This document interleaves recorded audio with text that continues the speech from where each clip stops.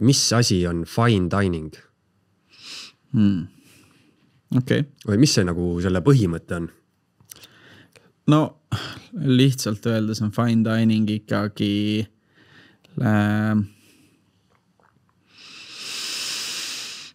minu jaoks on see ikkagi nagu autori menüül, mis tähendab siis seda, et need toidud ei pruugi kuuluda ja tihtilugu ei kuulugi kookandusklassikasse. Esiteks, nad ei ole seotud, nad võivad olla mingite mõjutustega teatud riikidest, aga nad ei ole sellega ilmtingimata seotud.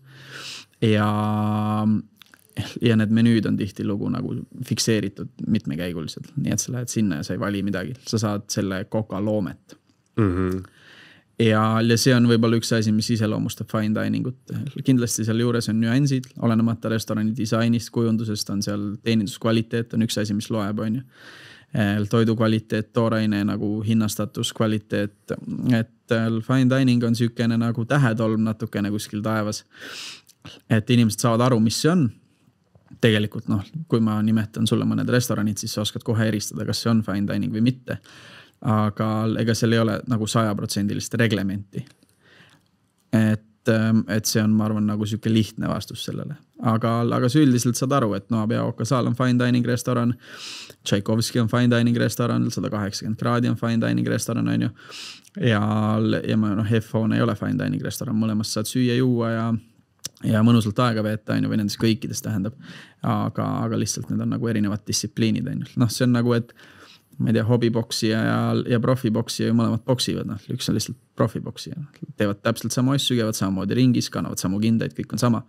Lihtsalt üks on siis nagu selle asja nii-öelda lõpptase.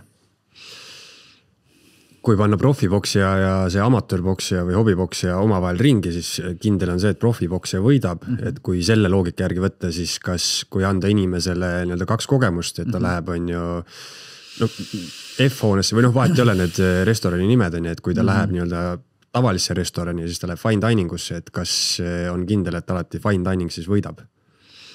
Ma arvan, et seal ei...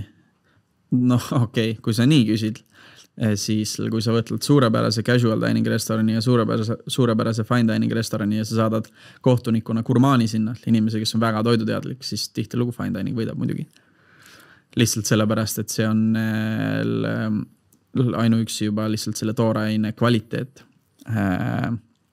Või kas isegi see, aga lihtsalt kõik need tehnikad, mis selle ümber on kasutatud, puudutavad sinu nii-öelda erinevaid seal fine diningus tulevad mänguhääled, lõhnad, puudutus, mingisugused lisaliigutused ümber selle toidu, on ju mingid, sulle luuakse mingi teekond.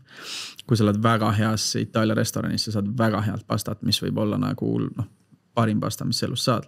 Aga ta ei ole niivõrd sensoorne nagu. Ta on lihtsalt ikkagi suht eesmärgi põhine.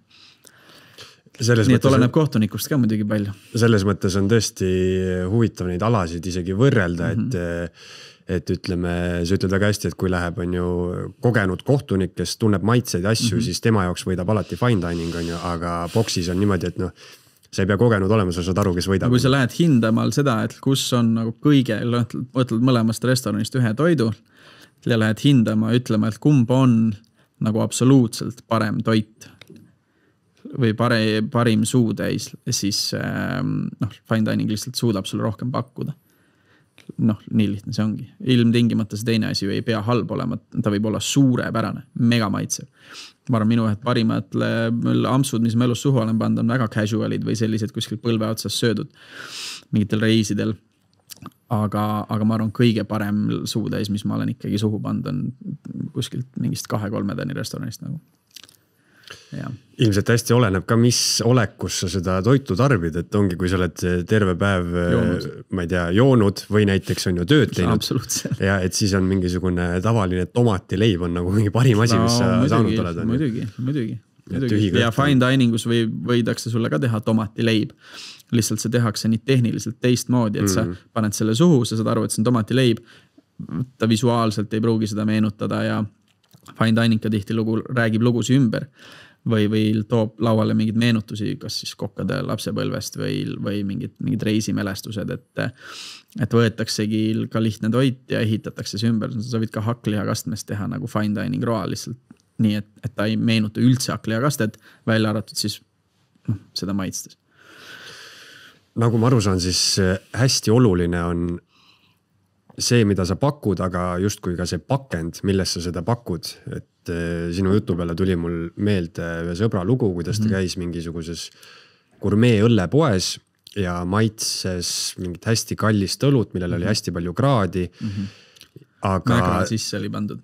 Aga ta ütles, et see, mis tegi sellest õllest nagu nii hea asja, et mingi elu parim õlle, oli see lugu, mis see tüüp rääkis enne, kui ta maitsta andis. Ta andis klaasi kätte, rääkis mingi tohutu loo juurde ja nagu nii-öelda ehitas üles selle ootusärevuse ja siis ilmselt, kui seda lugu ei oleks olnud, siis see oleks olnud suva.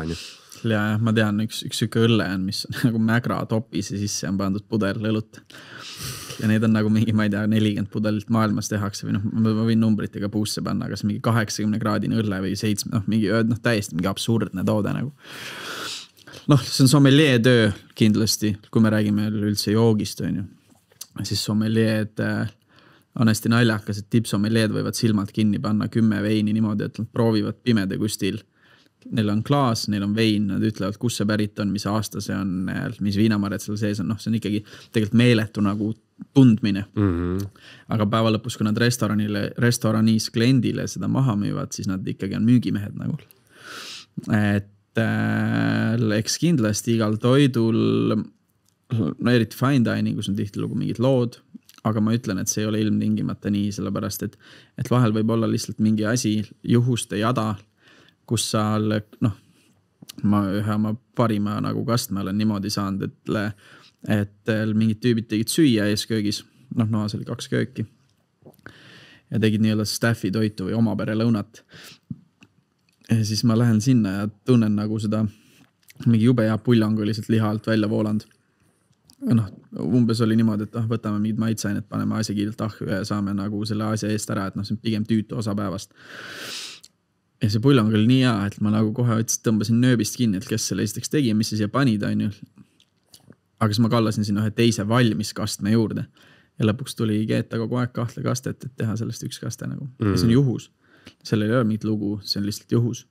Eesti Esu.